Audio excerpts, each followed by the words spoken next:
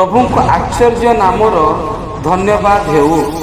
वाक्य शुणुथिबा प्रभुंकर प्रिय लोक मानू प्रभु जीशु ख्रीष्ट बहुमूल्य नाम नमस्कार। आसंतु आजी पिता परमेश्वर पवित्र धर्मशास्त्र पठन करिबा।